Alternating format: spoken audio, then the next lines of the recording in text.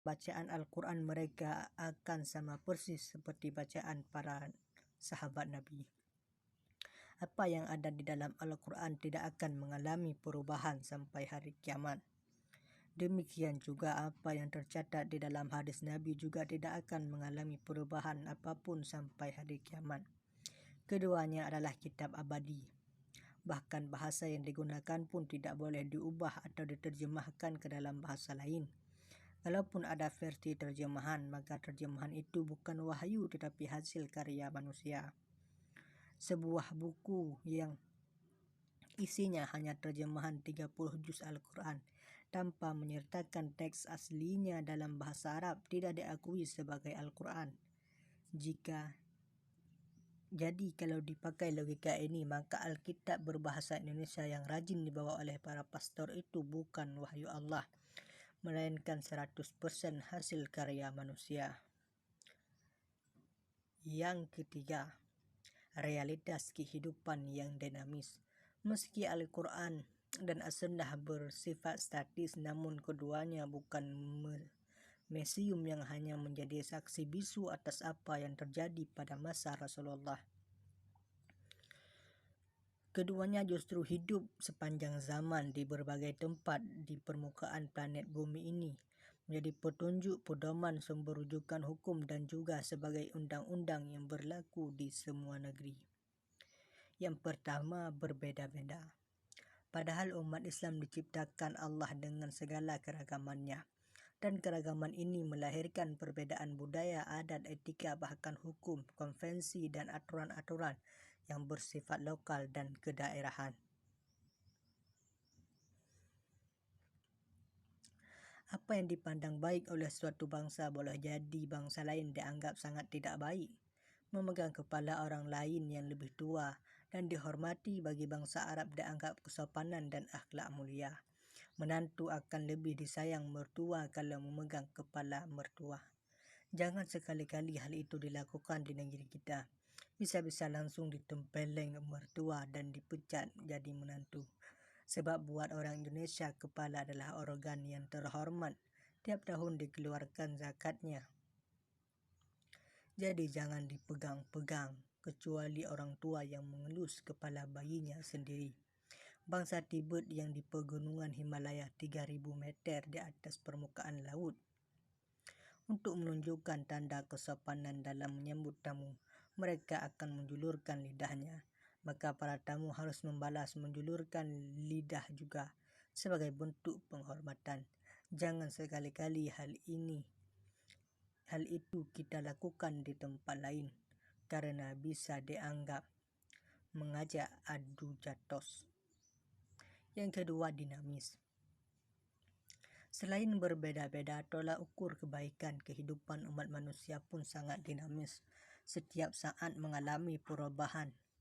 Apa yang di suatu masa dianggap sebagai kebaikan belum tentu pada 20-30 tahun kemudian dianggap baik. Dan sebaliknya, apa yang kita anggap sebuah kedegilan di masa sekarang mungkin saja 50 tahun lagi dianggap perbuatan mulia. Karya-karya di masa lalu yang dianggap sebagai bagian dari idealisme seorang ilmuwan, seiring dengan berjalannya waktu di masa lain dianggap realitas potensi kekayaan. Di masa lalu ketika Al-Bukhari menulis kitab As-Sahih, tidak pernah terbersit di kepalanya untuk menjual kitabnya itu. Sekedar untuk mendapatkan uang. Di masa itu tidak dikenal hak cipta dan hak kekayaan intelektual atas karya itu. Tetapi hari ini buku yang hanya seratusan halaman saja sedangkan isinya hasil cuplik sana-sini dianggap sebagai hak kekayaan intelektual yang dilindungi undang-undang dan menghasilkan sumber mata pencaharian. Bahkan bahasa yang digunakan suatu bangsa akan diganti dengan bahasa lain seiring dengan berjalannya waktu. 400 tahun yang lalu tidak ada orang yang berbicara dengan menggunakan bahasa Indonesia di Nusantara di Nusantara kita ini. Mereka mungkin berbicara dengan bahasa Sanskerta, Arab atau Mandarin. Dan andaikan mesin waktu bisa membawa kita ke masa hidup wali songo, dipastikan kita tidak bisa ngobrol dengan para wali itu. Kenapa? Soalnya bahasa yang mereka pakai bukan bahasa Indonesia, sedangkan kita justru tidak mengerti bahasa mereka. Jika mungkin kita akan pinjam bahasa Tarzan alias pakai isyarat.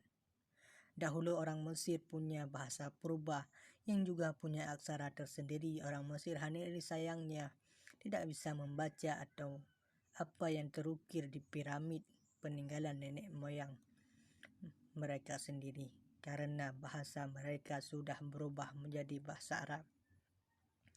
Kalau kita buka arsip koran yang terbit tahun 50-an, maka kita akan terpingkal-pingkal membacanya. Bahasa memang bahasa Indonesia, tapi susunan bahasa dan redaksinya terasa aneh dan jenaka buat ukuran di zaman sekarang ini. Di masa Rasulullah, Abu Bakar dan Umar radhiyallahu anhuma, kalau ada unta lepas dari tuannya, hukum konvensi yang berlaku adalah biarkan saja unta itu berkeliaran sampai pemiliknya menemukannya. Unta bisa bertahan hidup dan dia akan mencari makan dan minumnya sendiri. Ketika masuk pemerintahan Amirul Mukminin Utsman bin Affan, konvensinya berubah. Unta yang tersesat harus diselamatkan oleh penemunya. Dibawa pulang, dipelihara, dikasih makan dan minum dan dilindungi. Nanti bila pemiliknya datang mencari baru dikembalikan. Hal itu karena masa itu sudah agak rawan dengan pencurian. Kota Madinah tidak lagi sesteril sebelumnya. Para sahabat yang mulai banyak yang merantau jauh ke berbagai penjuru dunia.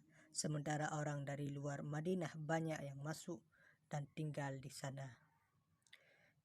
Yang keempat, ijtihad merupakan salah satu proses terbentuknya ilmu fikih.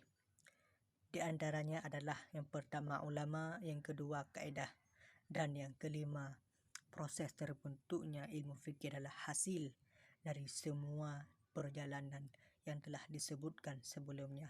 Hasil inilah yang kita konsumsi sebagai ilmu fikih, hidangan yang telah berhasil dan tersedia untuk kita makan dan kita pelajari.